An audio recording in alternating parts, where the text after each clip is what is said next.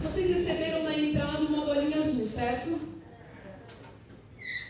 Já vi gente jogando, gente amassando. Ela está começando a fazer sentido para vocês? Tem alguma função essa bolinha? O alerta, distrair. Legal, a gente começou a tirar do senso comum. Ela não é mais só uma bolinha azul, ela já tem algum valor. Uma empresa que venda uma bolinha azul, você fica pensando, mas essa empresa ela também pode se comunicar? Ela tem que comunicar? Tem. E vocês vão falar assim, mas não tinha nada nas descrições das palestras da bolinha azul, que raios é isso? Seguinte, a gente vai falar... Deixa eu passar aqui. Isso mesmo, a gente vai falar sobre uma empresa de bolinha azul. E aí a gente fica pensando assim, mas o tema era a revolução das PMEs? Ok, a gente vai falar como as PMEs estão conseguindo se tornar visíveis aos olhos da imprensa, aos olhos das redes sociais, que é possível. E aí, eu perguntaria para vocês, vocês conhecem, já viram alguma empresa da bolinha azul? Também não achei nenhum registro na internet sobre ela. Se eu colocar ela para ficar um pouco mais chique, colocar em inglês no Ball, eu vou encontrar algumas referências, pub, outros negócios que levam esse nome. Mas o caso da bolinha azul é só essa. Alguém viu nos últimos tempos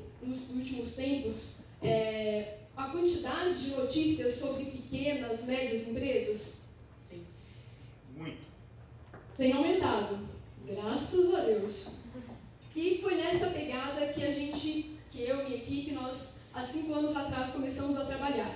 Quando as pessoas se esquivavam, falavam, não, falar de PME não tem assunto, eu só falo de grandes marcas, e era difícil encontrar pessoas para encabeçar esse projeto, porque afinal as pessoas falam, não, eu trabalho no Google, eu trabalho em determinado lugar.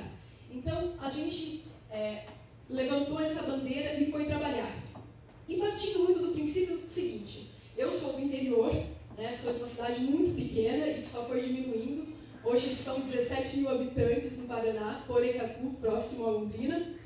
E sempre me incomodou muito a questão de que as pessoas só valorizam o que vem de fora, o que vem das grandes capitais. A gente tem mais de 5.560 municípios no Brasil. A gente ouve falar em quantos? 2 ou 3. A gente fala em São Paulo, fala em Rio de Janeiro repetidamente, Brasília, mas são sempre os mesmos municípios que estão em destaque. Se fala de Campo Grande, por exemplo, que foi uma cidade que eu morei, capital de Mato Grosso do Sul, a gente ouve falar em queimadas, grandes apreensões de drogas, e das pequenas e médias empresas. A gente tem o espaço que deve ou ainda há muito a conquistar? Em julho de 2012 foi registrada a marca de 1 milhão de novos negócios no Brasil só esse ano. Isso segundo um novo instituto do governo que chama Empresômetro.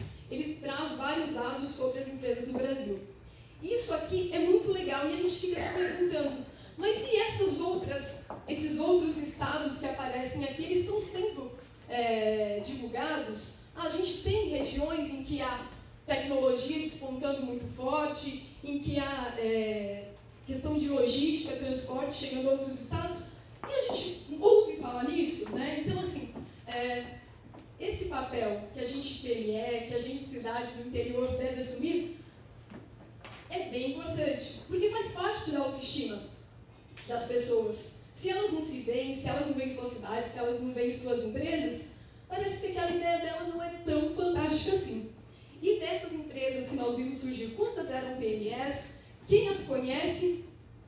A mãe, né? Conhece a ideia, a primeira a ouvir o filho falar sobre a ideia.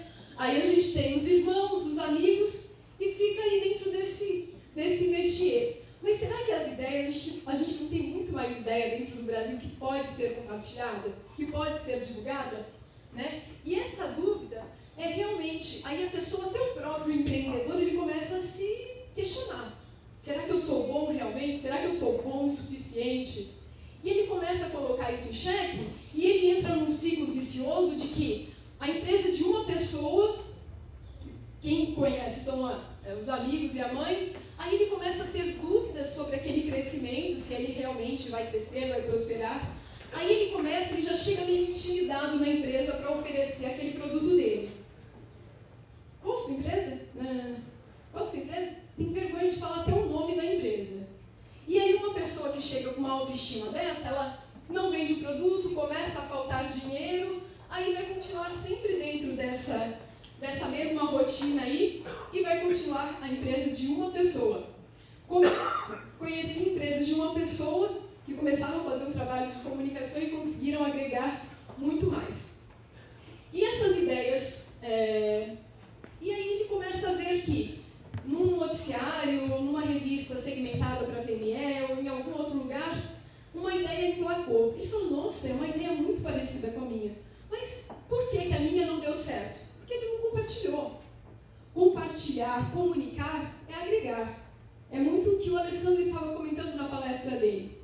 Então, a gente precisa compartilhar. Caso isso não aconteça, ela vai ser sempre a empresa da bolinha azul. Eu não vou conseguir agregar valor a essa empresa que tem um produto tão simples e básico.